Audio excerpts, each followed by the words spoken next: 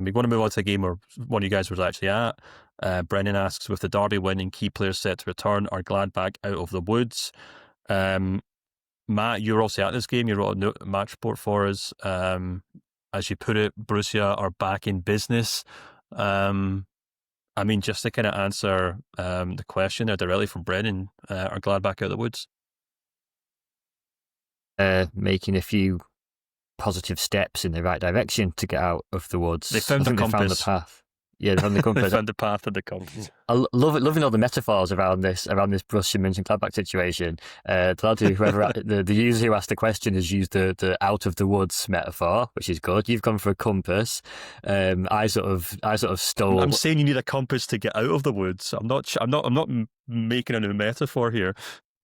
I stole the metaphor that was used by a colleague from Kicker over in Germany, and they said that what was it? They said Gladbach had found the light switch in the cellar and turned the light on, and they found the stairs. So that's why I said that the win against Cologne was maybe the first step up the first stair to get out of the cellar. So yeah, that's all the metaphors we have. I think they are looking okay, and since I wrote that, all the teams around them have also lost. Today, Augsburg, Mainz, and St. Pauli all lost. Yesterday, obviously, Wolfsburg and Heidenheim also lost, which has left Borussia Mönchengladbach in the actually pretty ridiculous position of now being 12th. Which is absolutely bizarre when you consider that up until less than 2 weeks ago, they hadn't won a game since March. And yeah, I think it was a 15 Bundesliga games going back to last season. And obviously they were in complete chaos. Gerardo Seoane sacked 2 weeks later after that ridiculous 6-4 against Eintracht Frankfurt. The sporting director, Roland Furkus, also resigned. So it's been a complete restart. They've brought in Eugen Polanski, bit of a club legend in a sense. Definitely very popular with the fan. They brought him in on an interim basis, and it even took him 5 games to get a positive result. Yeah. But now suddenly we're sat here in a situation going to the international break where Borussia Mönchengladbach have won 3 games in a row, if we include the cup win against Karlsruhe, and then the 4-0 win away at St. Pauli, which was impressive. And the most impressive was his 3-1 win against Cologne. I wrote in a piece, I think one of my newsletters actually a few weeks ago, that Gladbach would have been looking up at this derby with some trepidation, given the start to the season that Cologne had. And I think Cologne did travel to Mönchengladbach as just about as favourites. But Gladbach were absolutely the better team on the day, very much deserved it. And I think, basically, Eugen Polanski he's getting the best, finally, out of a selection of players who I think, on paper, and purely statistically and theoretically, are better in their positions than what Cologne currently have to offer. It's just that Lukas Kwasniok has been doing such a surprisingly good job at the start of the season in building a good team out of Cologne, whereas the opposite's been true of Gladbach. On Saturday, however, you saw that if you take the comparison on the 2 wings, for example, of Frank Honorat for Gladbach on their right wing, compared to Saïd El-Mallah, who we've praised a lot for Cologne on their left wing, the difference was marked. It really was, and obviously the big age difference. Honorat is an experienced professional, spent over years and years and years in France. El-Mallah is a kid. But whereas Saïd El-Mallah was dragged off at half time because, quote, Lukas Kwasniok, he wasn't very good. He was completely right. I like that directness and truthfulness from a coach. I think Frank Honorat was great, and he's the perfect foil to play in behind a player like Haris Tabakovic up front, who's been the one glimmer of light for Gladbach all season. He's now scored in their last 3 games. I think the Gladbach's third goal was a case in point. Honorat Well, getting away down the I've got it. right. I've got the figures in front of you for Matt if you want. He's played Go 5 for games it, for yeah. Gladbach this season since joining on loan, and he's got 5 goals and 2 assists. Yeah, Which is outstanding. and he's quite an interesting figure because I remember him scoring a buckload of goals in this Zweite Bundesliga for Hertha. He ends up at Hoffenheim where he does nothing, 3 goals in 22 games. Before that, he was actually doing quite well in Austria. He scored a lot of goals for Austria Vienna and in the Zweite Liga in Austria as well. Just buckload of goals.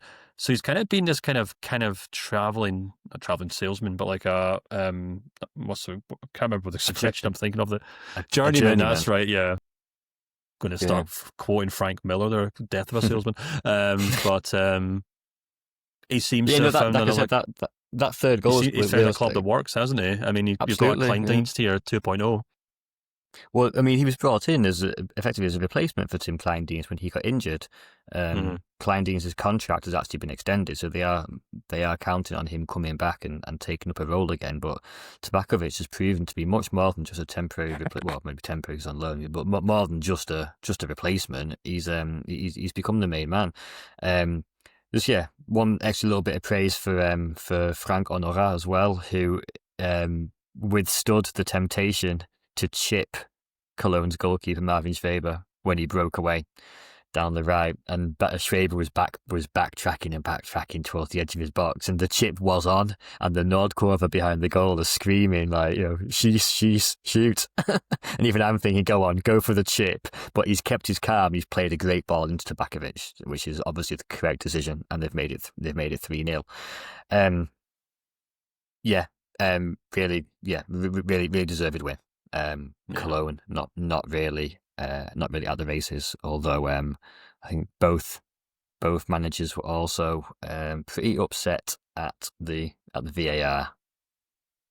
Seems to have united everyone.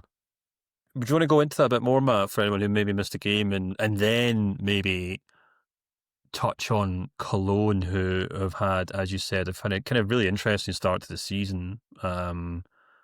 But now just one win in the last 4 games. Do you think this is a bit of a wobble? They've got Frankfurt after the international break. What have you made of them so far? Do you think, where they are in their position in the table is, well, I don't want to say genuine, but, is it realistic for where they maybe should be compared to like the strength of the squad, or have they just kind of taken advantage of a lot of teams having really slow starts this season? Someone's asking the questions, haven't they? Who's sort of the biggest pretender of the season so far? And my answer to that would be Cologne. Started really well.